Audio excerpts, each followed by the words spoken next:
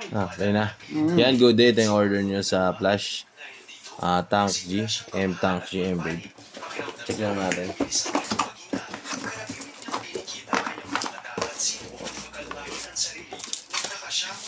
Okay na yan, Rod.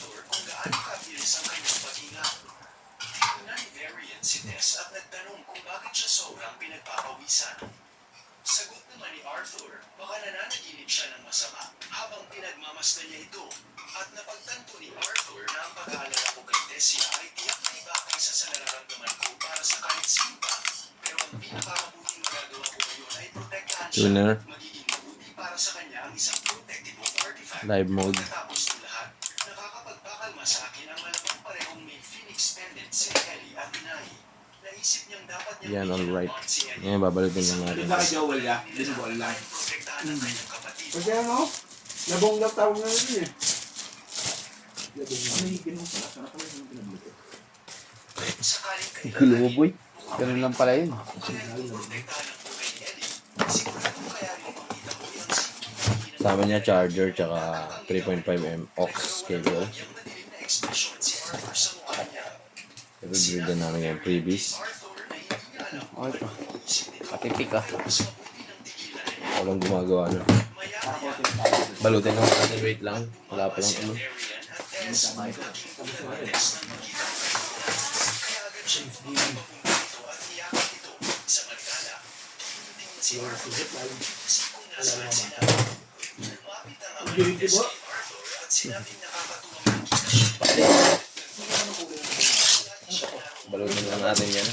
Sumamat naman ang Magkila, nakalagay na siguro ngayon. papayag ang kanilang pasasalamat. Kahit isa sa kanila ay maaaring paliwanag kung bakit sila biglang hindi nagawataw at bakit sila biglang sila sa loob ng instruksyon ng kanilang manner. Bang, ubus. Kasi nilawin yung kinuha mo eh. Ha? Yung lakas mo din.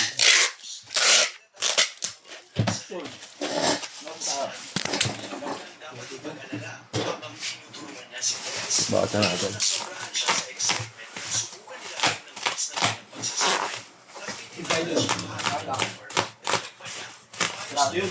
Ayun din tayo. Pero sa ngayon, may kaunting gagawin na namin sa loob kaya babay maging komportable ang mananatili nila roon.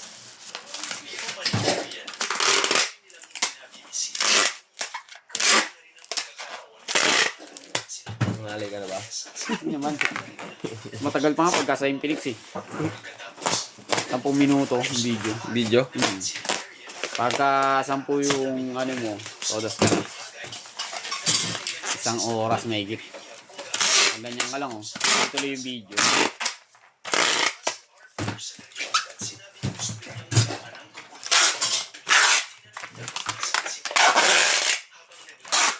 Ikaw mismo na video? Sila. Tapos ako lang may hawak. Oh?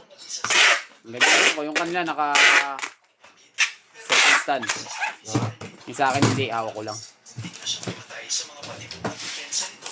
Kaya ngayon, sigurado na pinaalam muna ang kanilang pagbisita. Pero pinaalalahanan niya ang lahat na manatiling alerto.